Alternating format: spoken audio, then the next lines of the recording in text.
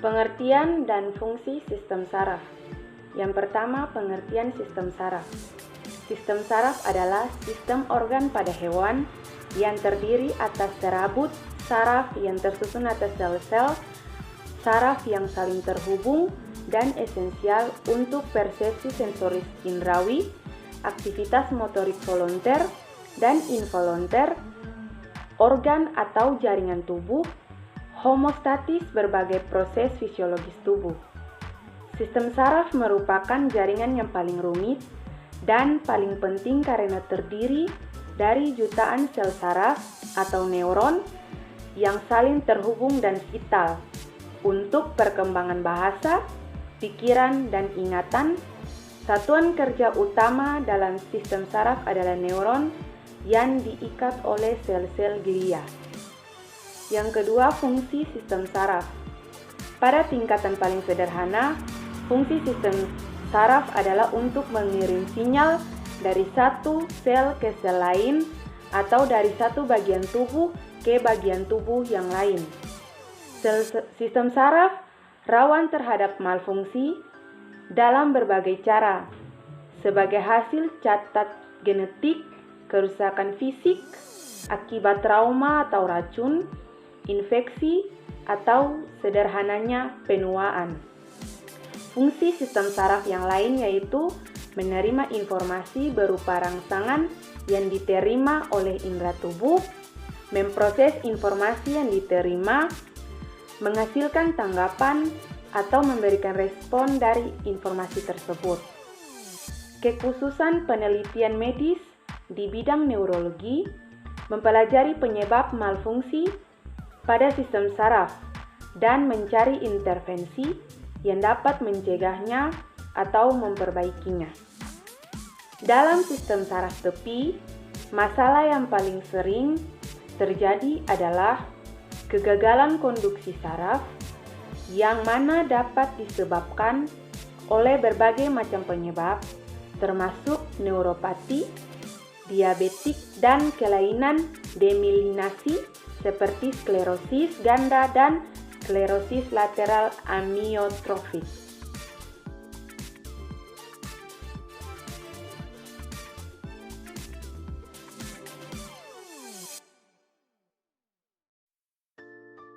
Sistem saraf pada mamalia atau manusia. Susunan sistem saraf pada manusia terdiri atas dua, yaitu sistem saraf pusat dan sistem saraf tepi. Sistem saraf pusat terdiri atas dua, yaitu otak dan sumsum tulang belakang atau medula spinalis. Otak terbagi atas otak besar atau cerebrum, otak kecil atau cerebellum, sumsum lanjutan atau medula oblongata. Sistem saraf tepi terbagi atas dua lagi, yaitu saraf otomatis atau sadar terdiri atas 12 pasang saraf otak kranial, 13 pasang saraf sumsum tulang belakang atau spinal, dan saraf otonom atau tidak sadar dibagi atas saraf simpatik dan saraf parasimpatik. Gerak pada manusia. Gerak pada manusia dibagi atas dua, yaitu gerak sadar dan gerak refleks. Gerak sadar adalah terjadinya gerakan berdasarkan perintah dari pusat saraf atau otak. Gerak refleks adalah gerak ini terjadi dengan tiba-tiba tanpa dicegah. Sistem saraf pusat. Sistem saraf pusat. Otak merupakan koordinasi utama, terletak di rongga kepala dan dilindungi oleh tempurung kepala. Otak dibagi menjadi 4 bagian, yaitu otak besar, otak tengah, otak kecil, dan sumsum lanjutan. Otak besar atau cerebrum terdiri dari dua belahan, yaitu belahan kiri yang mengendalikan tubuh bagian kanan dan belahan kanan mengendalikan tubuh bagian kiri. Otak tengah merupakan otak yang terletak di antara pons Farolli dan mencephalon. Otak kecil atau cerebellum berfungsi untuk mengatur keseimbangan tubuh, posisi tubuh, dan pergerakan otot yang disadari. Sumsum lanjutan berfungsi untuk mengatur pesan-pesan, denyut jantung, dan tekanan darah.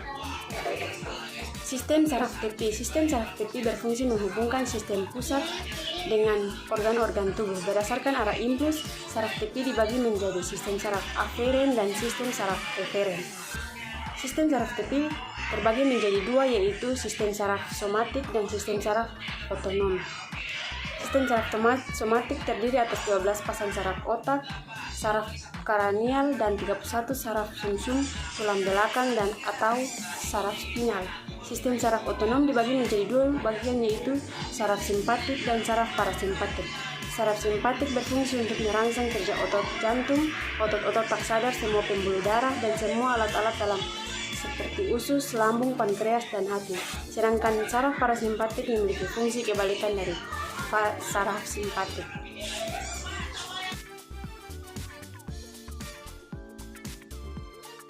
Sel saraf pada manusia. Yang pertama, sel saraf neuron, berfungsi menerima dan mengirim impuls saraf seperti sel lain. Sel saraf tersusun atas sitoplasma dan inti sel. Bagian sel saraf yang membesar disebut badan sel, yang di dalamnya terdapat inti sel dan sitoplasma. Sitoplasma memanjang keluar dari badan sel dan membentuk serabut-serabut yang halus. Serabut saraf dibedakan menjadi dua macam, yaitu akson, neurit, dan dendrit. Dendrit berfungsi menerima dan membawa rangsangan ke badan sel saraf. Akson merupakan serabut saraf yang berfungsi menghantarkan rangsangan dari badan sel saraf ke sel saraf lainnya. Akson dibungkus oleh selubung mielin. Pada selubung mielin terdapat sel syawan. Kemudian macam-macam sel saraf. Yang pertama, sel saraf sensorik. Yang kedua, sel saraf penghubung. Yang ketiga, sel saraf motorik. Sel saraf sensorik berfungsi membawa rangsangan impuls dari indera ke saraf pusat otak dan sumsum tulang belakang. Sel saraf motorik atau sel saraf penggerak berfungsi membawa respon dari saraf pusat ke otot dan kelenjar. Sel saraf penghubung terdapat di dalam saraf pusat dan sumsum tulang belakang dan berfungsi untuk menghubungkan atau meneruskan rangsangan dari sel saraf sensorik ke saraf motorik.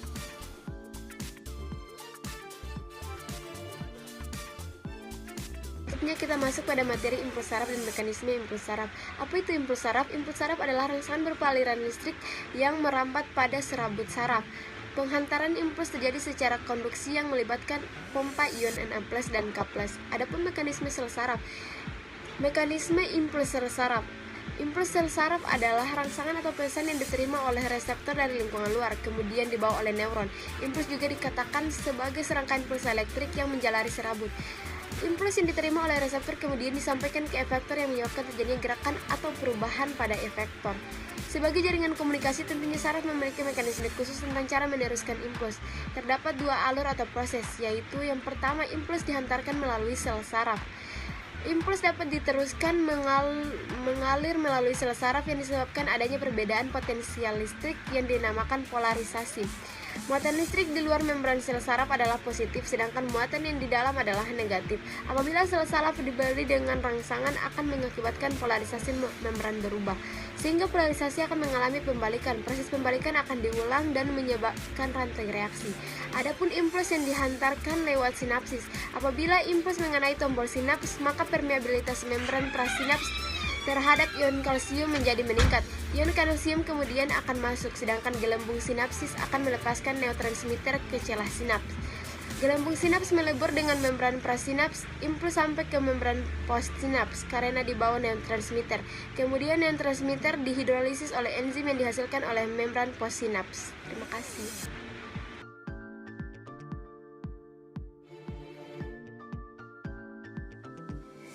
Baik, terima kasih. Mengenai sistem saraf, saya akan menjelaskan lebih jelas mengenai sinapsis, mulai dari apa yang dimaksud dengan sinapsis, kemudian strukturnya, dan mengenai jenis-jenis sinapsis. Oke, langsung saja. Yang pertama, apa itu sinapsis? Jadi, sinapsis itu adalah sebuah celah antara ujung akson suatu neuron dengan ujung dendrit neuron yang lain. Jadi, antar neuron itu tidak tersambung secara langsung, tapi dipisah oleh celah yang disebut dengan celah sinapsis ini. Selanjutnya, fungsi sinapsis yaitu untuk menyediakan koneksi antara neuron sehingga memungkinkan informasi sensorik mengalir di antara mereka. Mereka ini maksudnya antara neuron satu dengan neuronnya lainnya. Sinapsis ini berperan sebagai titik temu antara ujung akson dari neuron yang satu dengan dendrit dari neuron lainnya atau hubungan ke otot dan kelenjar. Pada gambar ini merupakan ilustrasi dari struktur sinapsis di mana akson di atas dendrit atau disebut dengan sinapsis aksodendritik. Jadi bagian atas itu akson dan bagian bawah merupakan dendrit. Jadi pada setiap neuron itu aksonnya berakhir pada suatu tonjolan yang disebut tombol sinapsis.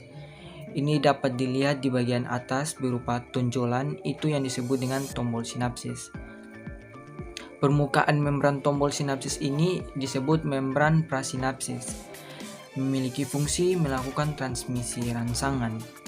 Sedangkan permukaan membran dendrit dari sel yang dituju, yang permukaan bagian bawah disebut membran postsinapsis atau disebut juga membran pasca sinapsis, yang memiliki fungsi sebagai penerima transmisi rangsangan. Kedua membran tersebut dipisahkan oleh celah sinapsis.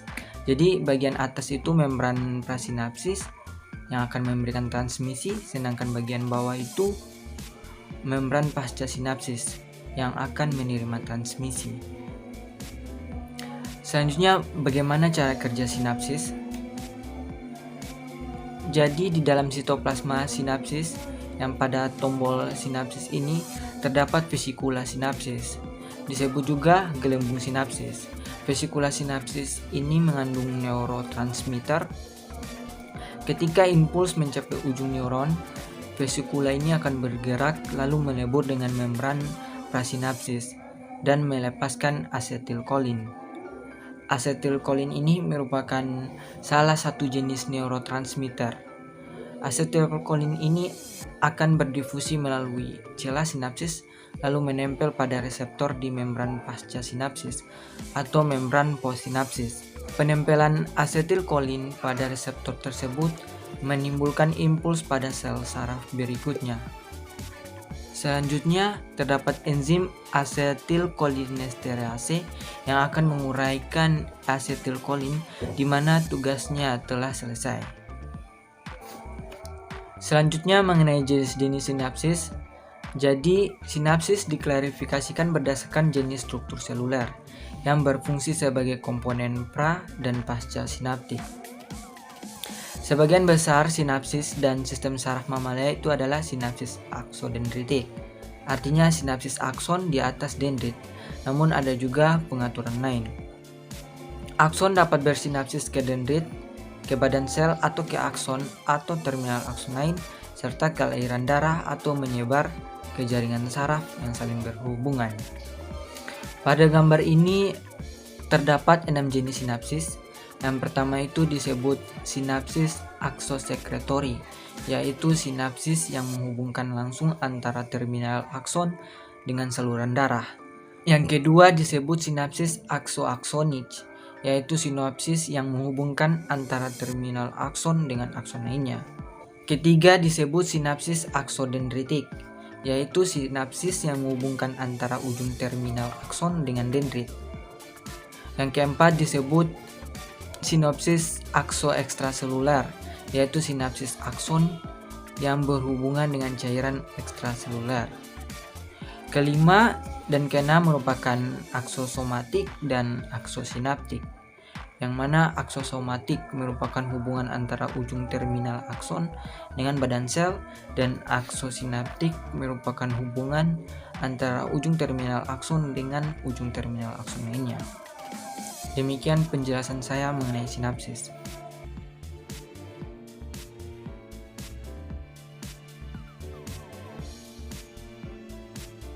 Perkenalkan, nama saya Gracia Novrianti Sopakua, NIM 2019-76024. Di sini saya akan menjelaskan mengenai pengertian neurotransmitter dan juga macam-macam neurotransmitter dan juga fungsinya.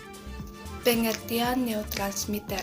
Neurotransmitter merupakan zat kimia yang disintesis dalam neuron dan disimpan dalam gelembung sinaptik pada ujung akson. Zat kimia ini dilepaskan dari akson terminal melalui eksositosis dan juga direabsorpsi untuk daur ulang. Zat-zat kimia ini menyebabkan perubahan permeabilitas sel neuron sehingga neuron menjadi lebih kurang dapat menyalurkan impuls tergantung dari neuron dan transmitter tersebut. Macam-macam neurotransmitter dan juga fungsinya. Yang pertama ada asetilkolin. Asetilkolin merupakan substansi transmitter yang disintesis di ujung presinap dari koenzim asetil A dan kolin dengan menggunakan enzim kolin asetil transferase.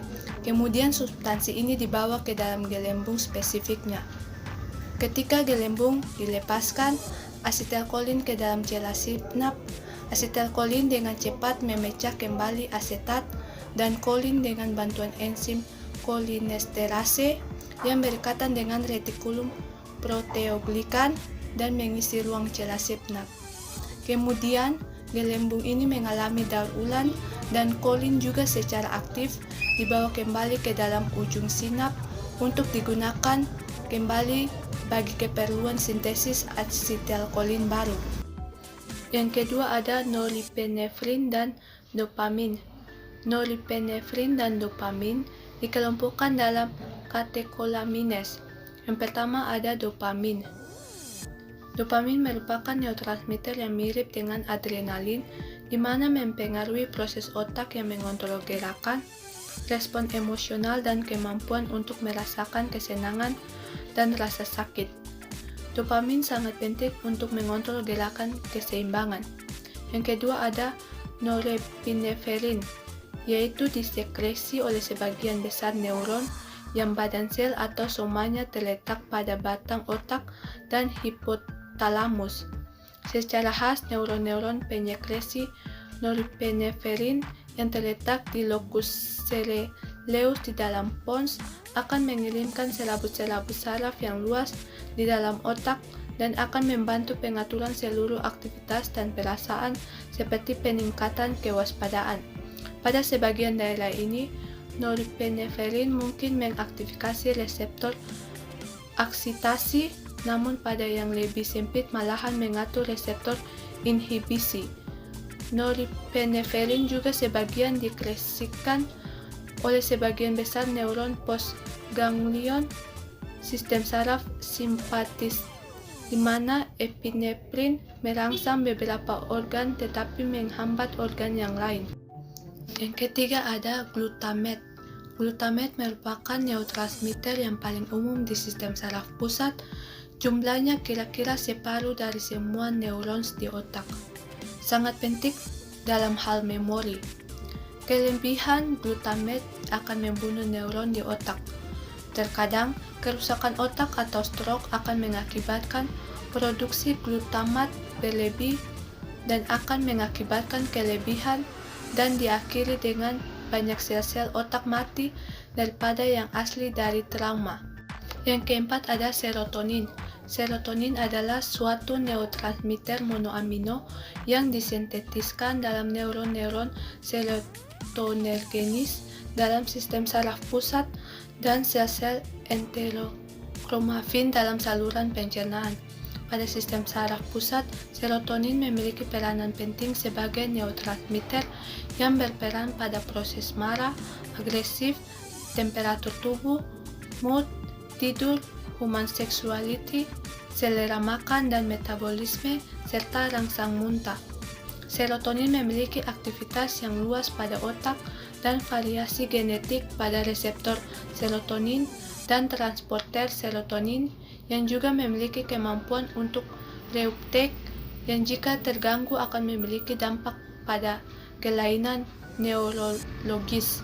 Serotonin juga merupakan salah satu dari beberapa bahan aktif yang akan mengaktifkan proses peradangan yang akan dimulai dengan vasodilatasi pembuluh darah lokal sampai pada tahap pembekakan sel jaringan.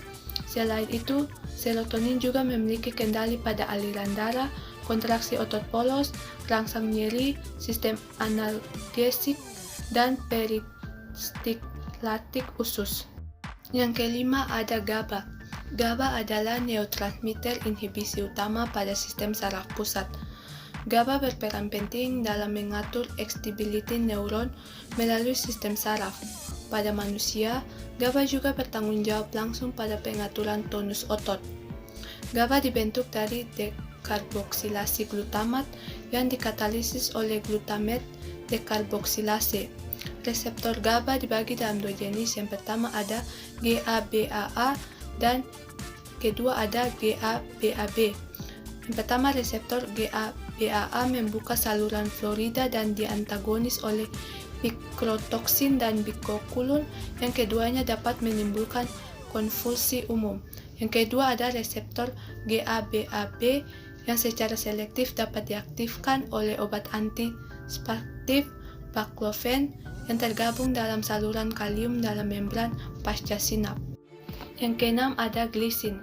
Glisin merupakan satu-satunya asam amino yang tidak memiliki isomer optik karena gugus residu yang terikat pada atom karbon alfa adalah atom hidrogen sehingga terjadi simetri. Jadi tidak ada L-glisin atau D-glisin. Glisin merupakan asam amino yang mudah menyesuaikan diri dengan berbagai situasi karena strukturnya sederhana. Sebagai contoh, glisin adalah satu-satunya asam amino internal pada heliks kolagen, suatu protein struktural. Glisin bekerja sebagai transmitter inhibisi pada sistem saraf pusat, terutama pada medula spinalis, brain system, dan retina. Jika reseptor glisin teraktifikasi, korida memasuki neuron melalui reseptor inotropik, menyebabkan terjadinya potensial inhibisi postsinap. Yang ketujuh ada aspartat. Aspartat merupakan satu dari 20 asam amino penyusun protein. Bagi mamalia, aspartat tidaklah esensial. Fungsinya diketahui sebagai pembangkit neurotransmisi di otak dan saraf otot. Diduga aspartat berperan dalam daya tahan terhadap kelelahan. Senyawa ini juga merupakan produk dari daur urea dan terlibat dalam gluconeogenesis. Aspartat merupakan neurotransmitter yang bersifat eksitasi terhadap sistem saraf pusat. Aspartat merangsang reseptor NMDA meskipun tidak sekuat rangsangan glutamat terhadap reseptor tersebut. Sebagai neurotransmitter, aspartat berperan dalam daya tahan terhadap kelelahan. Yang kedelapan ada epinefrin. Epinefrin merupakan salah satu hormon yang berperan pada reaksi stres jangka pendek. Epinefrin disekresi oleh kelenjar adrenal saat ada keadaan gawat ataupun berbahaya. Di dalam aliran darah, epinefrin dengan cepat menjaga kebutuhan tubuh saat terjadi ketegangan atau kondisi gawat dengan memberi suplai oksigen dan glukosa lebih pada otak dan otot. Selain itu, epinefrin juga meningkatkan denyut jantung, stroke volume, dilatasi dan kontraksi arteriol pada gastrointestinal dan otot skeleton.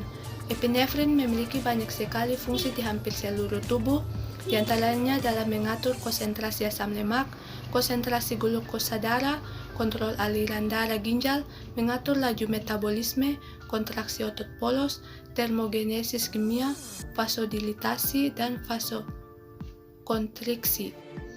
Yang kesembilan ada nitrat oksida. Nitrat oksida adalah substansi molekul kecil yang baru ditemukan.